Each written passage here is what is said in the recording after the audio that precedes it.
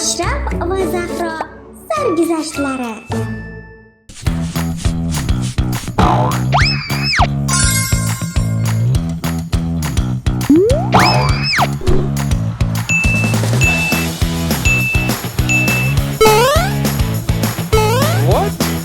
Zahro oshxonasiga xush kelibsiz. Oshxona? Haqiqiymi? Albatta.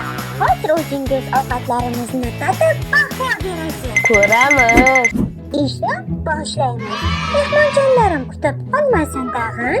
Dastlab qozonchamizni gaz pechiga qo'yamiz. Masalliqlarimizni solib, aralashtirib qo'yamiz. Keyin likopchalarga solamiz. Ana bo'ldi. Choy ham esdan chiqib qolmasin tag'in.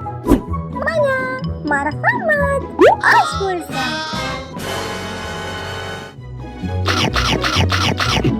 O'yinchoqmi?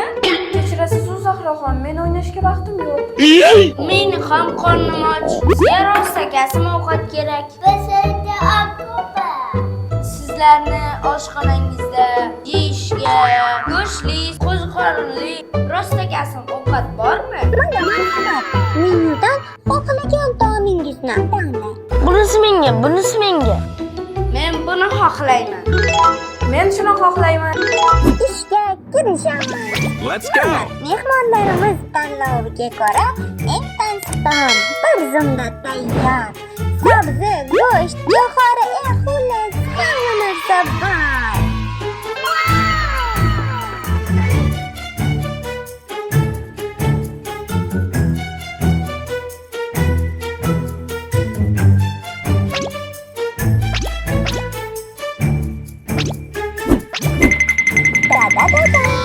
Marhamat, yoqimli ishtaha. Yana o'yinchoqmi? Men rostdan ham ochman. Bizga haqiqiy ovqat kerak. Mayli, xafa qilmagin. Yeymiz, Zahroxon. Oh no. Bo'ldi, endi biz ketamiz. Bu oshxonamiz desertlarni yemabsiz, bu dunyoga kelmabsiz. Mana marhamat, bu gal sizga albatta yoqadi. Voy, zo'r-ku!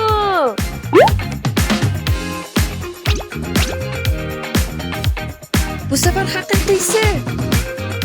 Voy, kutmagandim. Rahmat, Zahroxon.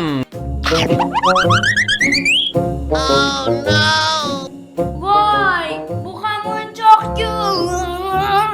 Menga bering, siz ham.